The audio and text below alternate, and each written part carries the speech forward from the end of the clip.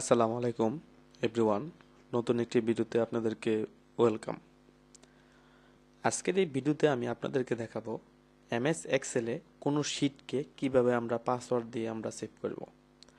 অর্থাৎ এমএস এক্সেলের মাধ্যমে আমরা অনেক ধরনের কাজ করে থাকি, তো ওই শিটগুলোকে কিভাবে আমরা পাসওয়ার্ড দিয়ে আমরা সেভ করব সেই বিষয়টি বন্ধুরা আজকের এই ভিডিওতে আমি আপনাদেরকে দেখাবো। তাহলে চলুন বন্ধুরা ভিডিওটি শুরু করা যাক। তার জন্য আমাকে একটি এমএস এক্সেল ডকুমেন্ট ওপেন করে নিতে হবে। নেওয়ার পর বন্ধুরা এখন দেখুন, আগে আমি এখানে কিছু টেক্সট আগে লিখে রেখেছি। এখন এই যে টেবিলটা আছে এই টেবিলটাকে আমরা সেভ করব পাসওয়ার্ড দিয়ে। অর্থাৎ আমার এই ডকুমেন্টের ভিতরে যেন কেউ যাতে না ঢুকতে পারে তার জন্য আমরা পাসওয়ার্ড দিয়ে আমরা সেভ করব। তো এখন পাসওয়ার্ড দিয়ে কীভাবে সেভ করব সেই বিষয়টি আমি আজকে বন্ধুরা এই ভিডিওতে আপনাদেরকে দেখাবো। তো তার জন্য আমাকে এই যে ফাইল মেনু বারে যেতে হবে। ফাইল মেনু বারে যাওয়ার পর এখান থেকে সেভ এস ক্লিক করার পর এখান থেকে মোর অপশনে ক্লিক করব। ক্লিক করার পর আমি এটাকে ডেস্কটপে সেভ করব। তো ডেস্কটপ আমি সিলেক্ট করলাম। সিলেক্ট করার পর বন্ধুরা দেখুন এখানে সেভের সাথে কিন্তু এখানে টুলস লেখা আছে। তো এখানে আমি এখানে ক্লিক করব। ক্লিক করার পর এখানে জেনারেল একটি অপশন লেখা আছে, এখানে আমি ক্লিক করব। ক্লিক করার পর এখান থেকে আমি পাসওয়ার্ড দিয়ে দিব।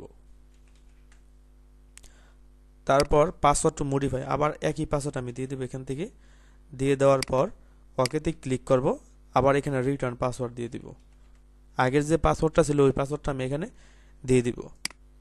দিয়ে দেওয়ার পর এখানে আবারও পাসওয়ার্ড দিয়ে দিব। অর্থাৎ পুনরায় আগের পাসওয়ার্ডটাই আমরা এখানে দিয়ে দিব। দিয়ে দেওয়ার পর এখান থেকে আমরা সেভে ক্লিক করব। ইয়েস। তো এখন বন্ধুরা আমি এই ওয়ার্কশিট থেকে বের হয়ে যাব। বের হয়ে যাওয়ার পর এখান থেকে বন্ধুরা দেখুন এই যে এক্সেল শিট, এটা হচ্ছে আমার যে ওয়ার্কশিটটা। তো এখানে আমি এটার ভিতরে যদি এখন প্রবেশ করতে যদি যাই তাহলে আমাকে পাসওয়ার্ড দিয়ে প্রবেশ করতে হবে। তো যেরকম বন্ধুরা আমি এটার ভিতরে প্রবেশ করব, তার জন্য মাউজের লেফট বাটন ডাবলে ক্লিক করব। ক্লিক করার পর বন্ধুরা দেখুন এখানে কিন্তু পাসওয়ার্ড কিন্তু আমার কিন্তু যাচ্ছে। তো আমি পাসওয়ার্ড দিয়ে দেওয়ার পর ওকেতে ক্লিক করব। ক্লিক করার পর আবার পাসওয়ার্ড দিব। পাসওয়ার্ড দেওয়ার পর ওকেতে ক্লিক করব। তারপর ইয়েস। এই যে দেখুন আমার কিন্তু বন্ধুরা আমার ওয়ার্কশিটে কিন্তু নিয়ে আসছে। তো এরকমভাবে আপনারা যে কোনো এক্সেল ওয়ার্কশিটের মাধ্যমে আপনারা এইরকমভাবে আপনারা পাসওয়ার্ড দিতে পারবেন। যদি বন্ধুরা ভিডিওটি ভালো লাগে তাহলে আপনারা আমার চ্যানেলটিকে লাইক, কমেন্ট এবং শেয়ার করতে ভুলবেন না। আসসালামু আলাইকুম।